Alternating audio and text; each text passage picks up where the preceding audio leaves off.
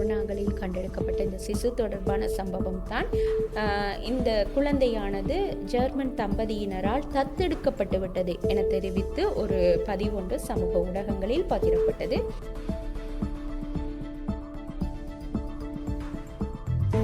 சமூக ஊடகங்களில் இந்த குழந்தையின் தற்போதைய நிலை, இந்த குழந்தை வைத்தியசாலையில் எவ்வாறு பராமரிக்கப்படுகின்றது என்பது தொடர்பில் தெரிவிக்கப்பட்டு பல காணொளிகள், புகைப்படங்கள் சமூக ஊடகங்களில் பகிரப்பட்டிருந்தன. ஒரு குழந்தைக்கு பால் கொடுப்பதனை போன்றும், மற்ற காணொளி அந்த குழந்தை நன்கு கண்களை திறந்து சிரித்து பார்ப்பதை போன்றும், ஒரு வைத்தியர் அந்த குழந்தைக்கு பால் கொடுப்பதனை போன்ற ஒரு காணொளி இருந்தது.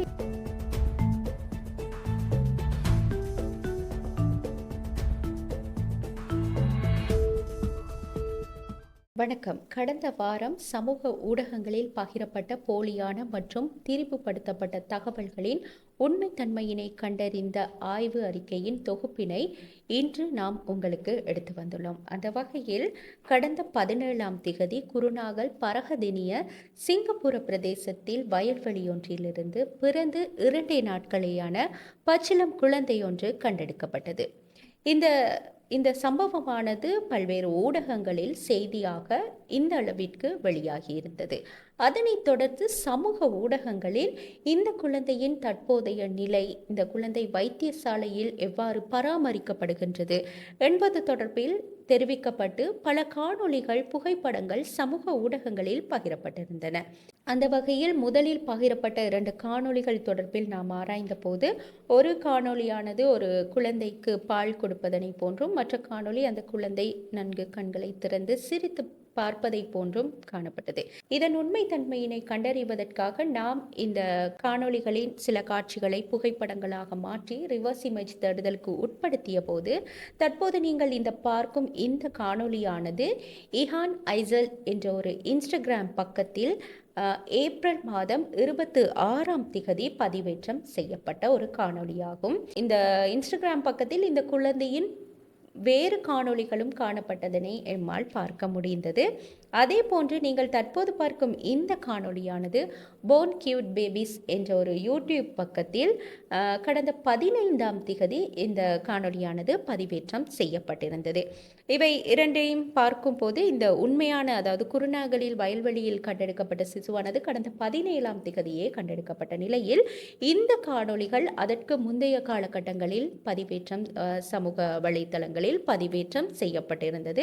எனவே அதன் அடிப்படையில் பார்க்கும்போது குருநாகலில் கண்டெடுக்கப்பட்ட சிசு என தெரிவிக்கப்பட்டு பகிரப்படும் இந்த காணொளிகள் அந்த குழந்தையின் காணொளிகள் அல்ல என்பது எமது ஆய்வுகளின் போது கண்டறியப்பட்டது.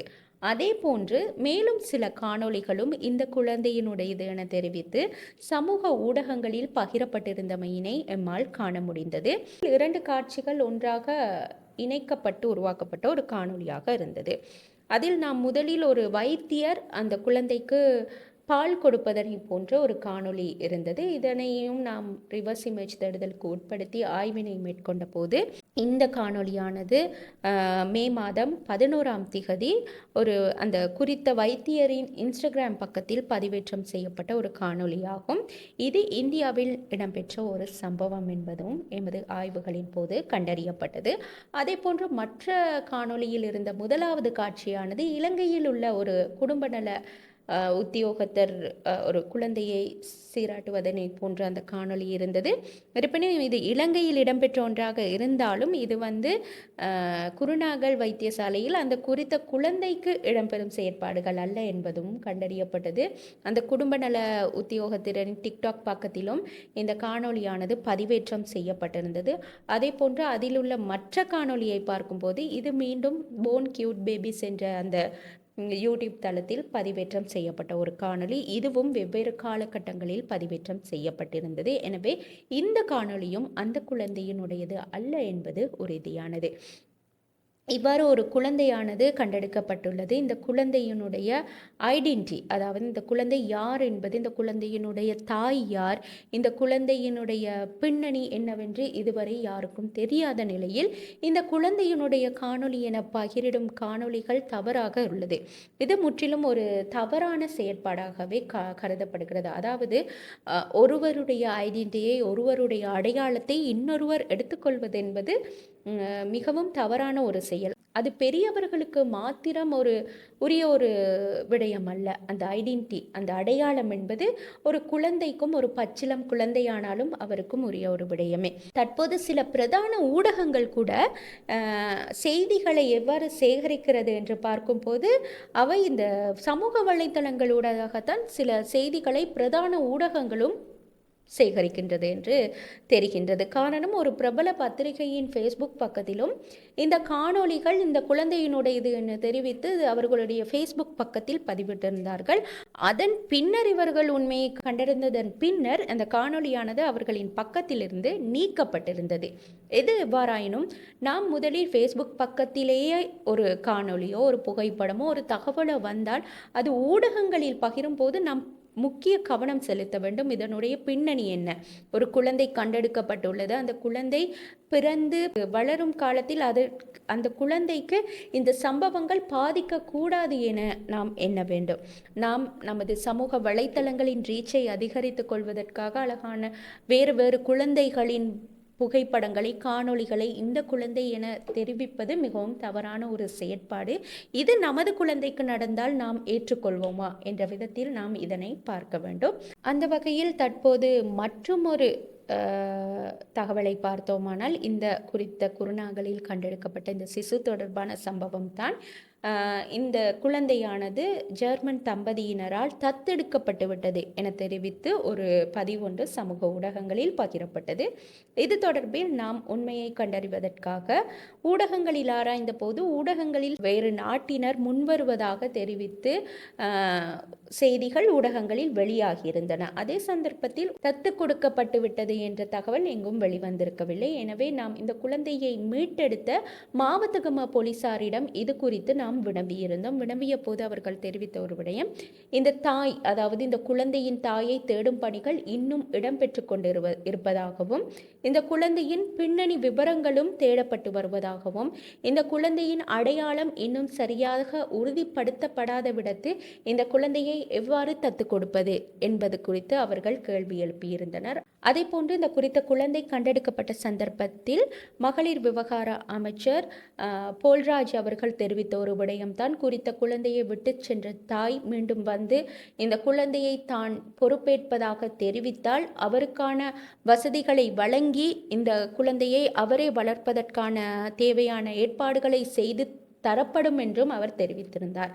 அவ்வாறான ஒரு சந்தர்ப்பத்தில் இந்த குழந்தை யாருடையது, இவரின் தாய், தந்தை, யார் என்ற விவரங்கள் கிடைக்காத பட்சத்தில் இந்த குழந்தையை தத்து கொடுக்க முடியாது என போலீசார் தெரிவித்திருந்தனர். அதே போன்று தற்போது இன்னும் இந்த குழந்தையானது குருநாகல் போதனா வைத்தியசாலையில் தொடர்ந்து அனுமதிக்கப்பட்டு பராமரிப்பில் உள்ளதாகவும் அவர்கள் குறிப்பிட்டிருந்தனர். எனவே அந்த அடிப்படையில் இந்த குழந்தை ஜெர்மனிய தம்பதியினரால் தத்தெடுக்கப்பட்டு விட்டதாக பகிரப்படும் தகவலும் போலியானது என்பது எமது ஆய்வுகளின் மூலம் கண்டறியப்பட்டது.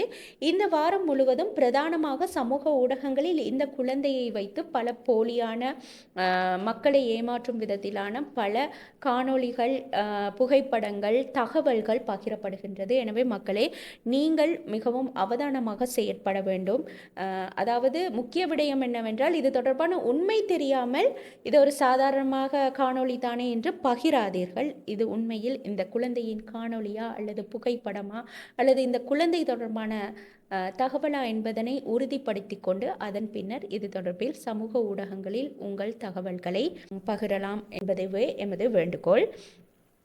இது இவ்வாறு இருக்கையில் மற்றும் ஒரு தகவல், சமூக ஊடகங்களில் பகிரப்பட்ட ஒரு தகவல். சொகுசு பஸ்ஸில் மரக்குற்றிகள் கடத்தப்பட்டதாக தெரிவித்து ஒரு சில புகைப்படங்கள் சமூக ஊடகங்களில் பகிரப்பட்டது. இந்த புகைப்படங்கள் தொடர்பில் நாம் ஆய்வினை மேற்கொண்ட போது, அதாவது கொழும்பு யாழ்ப்பாணம் இடையில் பயணிக்கும் ஒரு சொகுசு பஸ்ஸில் தான் இவ்வாறு இந்த மரக்குற்றிகள் கடத்தப்பட்டதாக தெரிவித்து புகைப்படங்கள் பகிரப்பட்டிருந்தது.